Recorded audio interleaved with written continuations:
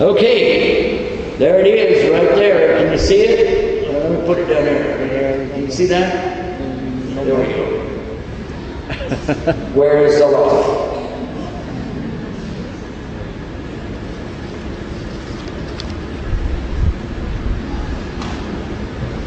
I don't know who asked the question, but I want you, if you know who asked, reach over and punch them, make sure they wake up, because obviously they were asleep when we did that.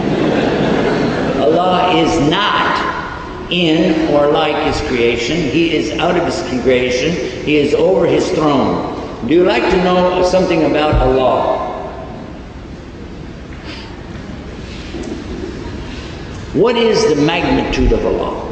I'm not going to try to describe Him or say He's like something, but I'm going to ask you about the magnitude of Allah. Every one of His names is a complete and total epitome of His characteristic.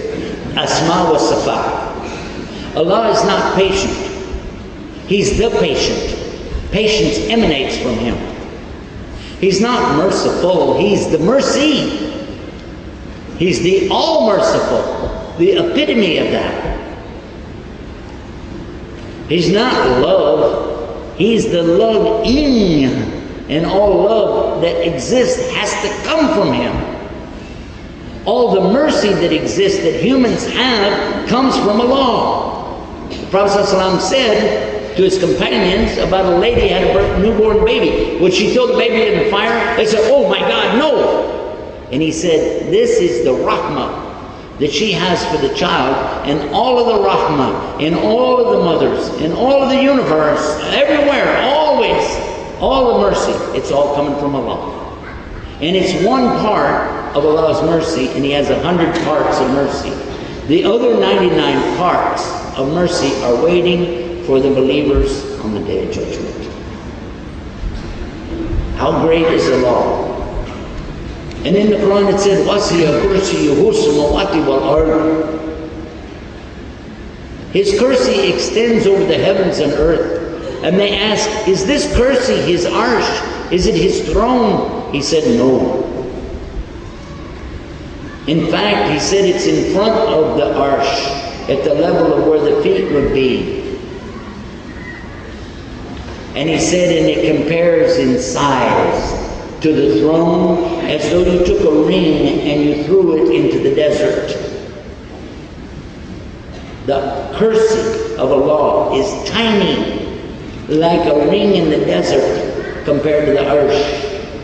If you flew over the Sahara Desert and you dropped a ring out of a helicopter, you fly back to Cairo, you get some camels and you take off and you go into the desert looking for it. Will you ever find it?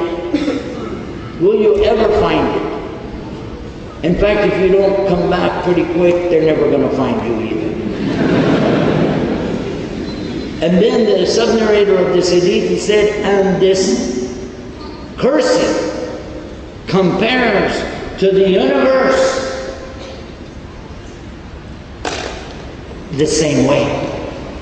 Meaning that our whole universe is tiny compared to the kursi, like a ring in the desert. And then though, as big as this huge thing, whatever this kursi is, compared to the arsh, no, it's small and the arsh is bigger. And read the rest of the verse.